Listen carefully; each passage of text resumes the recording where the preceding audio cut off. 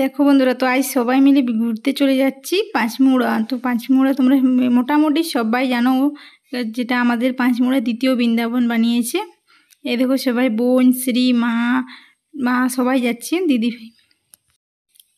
দিদি ভাই আমি সবাই মিলে গাড়ি করে যাচ্ছি।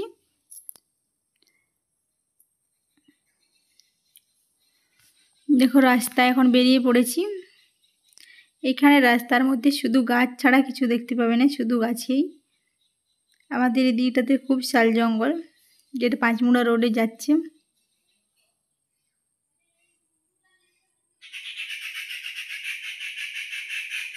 তারপর দেখো মন্দিরে চলে এসেছি।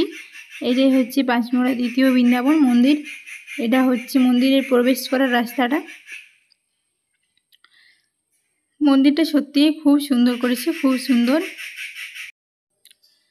তারপর সবাই এবারে মন্দিরে যাব। তা আমার মেয়ের বায়না এখান থেকেই শুরু, আইসক্রিম খাবে। ওর কিন্তু বায়নার শেষ নেই।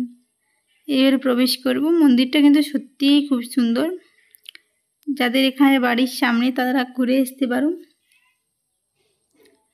দেখো এই দেখো পুরো মন্দিরটা। আমি একবার এসেছিলাম, এটা নিয়ে হচ্ছে আমার দ্বিতীয়বার আসা।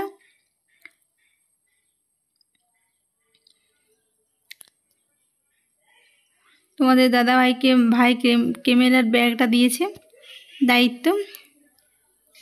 ওইটা আমার ভাইকে বলছে তুই রাখ, আমি রাখতে পারবো না। আর এখানের কুকুরের যে আমদানি, এইখানে দেখো শ্রীর বদমাশটা দেখো। এখন ও এইখানে হেঁটে হেঁটে ও আপনার ফাঁকা যেমন পুরো মাঠ পেয়েছে, যার জন্য এখন পুরো ওখানে ছুটাছুটি শুরু করে দিয়েছে। এইখানে হোটেল যারা রুমে থাকবো বলে তারা থাকতে পায়।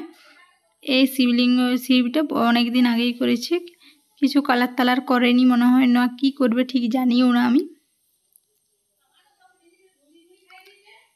দেখো এখান থেকে আমাকে দেখা যাবে না, এত বড় শিবটা। এখানে আমার কাছ থেকে কোনো মতেই দেখা যাবে না।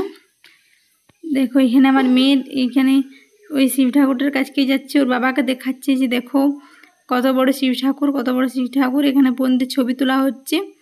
এইখানে দেখো আপনার এত বড় একটা ব্যাগ নিয়েছে, তার সাথে ও যখনই শিব ঠাকুরের দিকে তাকাচ্ছে তখনই পড়ে যাচ্ছে। এখানে আমার মেয়ে কিন্তু খুবই খুশি, আর ও খুব খুশি। তারপর এসেছিলাম এইখানের গোয়াল ঘরে, যেখানে গায়ে সব বাঁধা আছে, সেইখানকে দেখার জন্য। তারপর এখানে প্রসাদ খাওয়ার জন্য 50 টাকা করে টিকিট, এক জনাকার 50 টাকা। তো কেটেছিলাম, দিয়ে খাওয়া দাওয়া মোটামুটি কমপ্লিট হয়ে গিয়েছে। এখন আমাদের ওইখানে কিছু ভিডিও বানাতে পারিনি। এইখানে এখন পুরো মন্দিরটা তোমাকে ঘুরিয়ে দেখাচ্ছি এখন। দিয়ে এখন বসে আছি এইখানে। এখন ভাই কিছু ড্রোন শ্যুট করছে, যেগুলো তোমাদেরকে আমি নেক্সট পার্টে দেব। পুরো মন্দিরটা,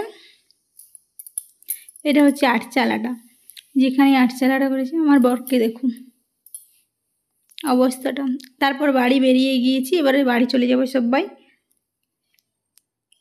এখানে শুধু পানের বরজ, পুরো রাস্তা যেতে যেতে শুধু পানের বরজই দেখতে। তো আজকের ব্লগটা আমাদের কেমন লাগলো, টাটা সবাইকে।